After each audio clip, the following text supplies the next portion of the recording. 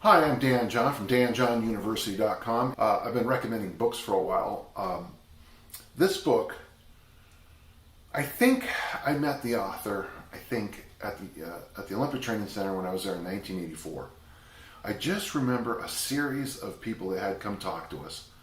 And when I finally read this book a couple of years later, too much of it rang a bell. Sadly, I didn't take enough notes in my 84 visit, but I made up for it in 91 and 92. The book is called Quantum Fitness by Irving Dardick. He was a medical doctor, and Dennis Waitley. Now, I know if you go online, later in his career, Dr. Dardick was attacked for certain things, but I think he brings to this book a lot of things I think you want to think about. The best thing I liked about the book, well, let's break it into two real quick. First is his idea of synergy. You can't get there by just, we always joke about fat loss happens in the kitchen, but you got to do some exercise. And, if you don't have your recovery, you don't have your exercise, you don't have your nutrition all locked down, something breaks. His idea is this, very much like the concept I have with work, rest, play, and pray, is that if you consciously think about putting these things together, that a synergy builds up. Synergy, best way I've heard it explained is when you put things together in a way so that 1 + 1 = 3. The sum is better than the units. He breaks the book into 5 parts, and the first part really is that it's up to you. Okay. The second part is he breaks it into what he calls the quantum force, and the principle there is adaptation.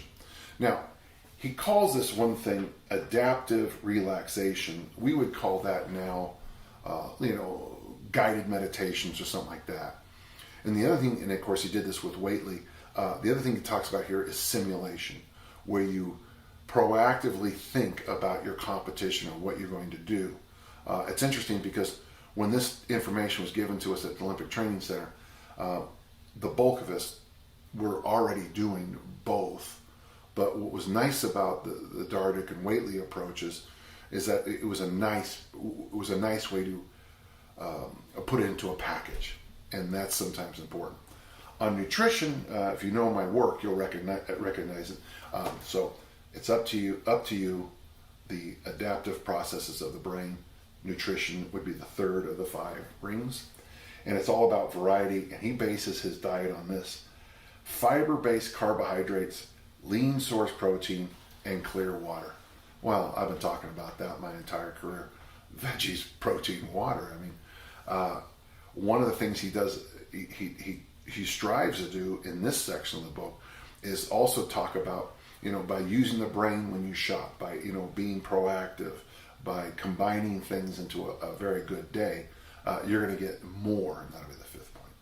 When it comes to exercise selection, the quantum exercise part, the principle was rhythm. And it took me a while to appreciate it, but the more and more I work with this thing I call easy strength for fat loss, the more and more I begin to understand that an appropriate rhythm of training is as helpful for certainly throwing the discus for, throwing the hammer for, throwing the javelin for, no question. But also even for the fat loss clients to get a rhythm so that they finish the workout kind of eager to come back the next.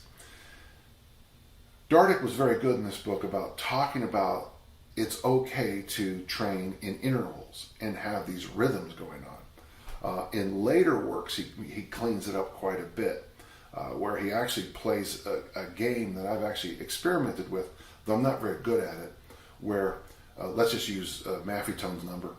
When you get up to 180 minus your age, you stop, and then you rest until you get to 160 minus your age, and you go again. And I experimented this with the 10,000 swing challenge. That's 500 swings a day, where I would use a heart rate monitor, and when I got my heart rate up to that 180 minus my age, I would rest until I heard the beep when it was 160 minus my age. And it was interesting to watch how my recovery was literally all over the place in a workout. There were times I would quickly drop to that 160 minus age. in the next set or two, it would take a long time to come down. And then a few sets later, we were back to instant recovery.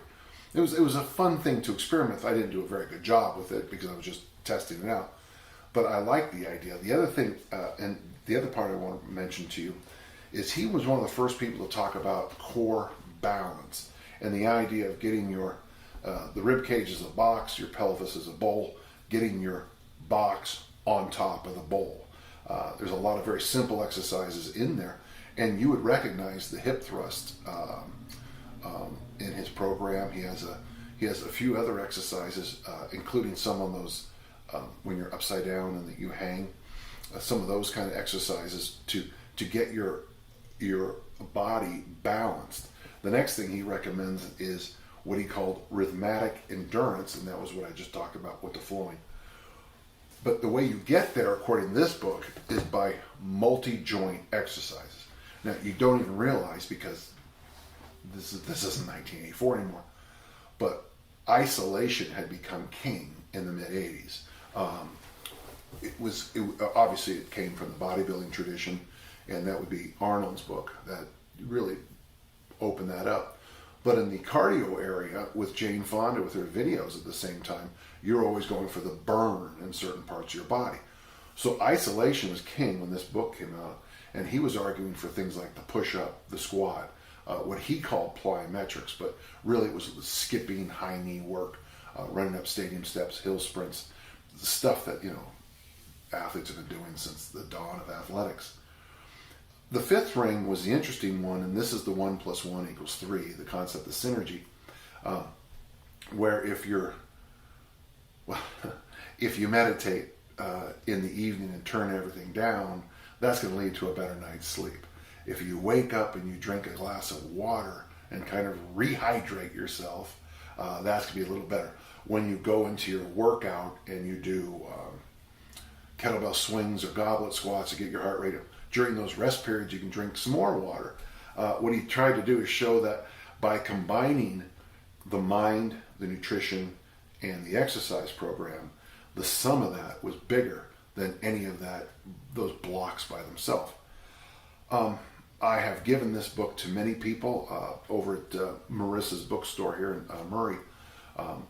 One day I walked in and they had a whole bunch of copies of the book, and I bought them all. There were the paperbacks, and I gave them to a lot of people who train with me.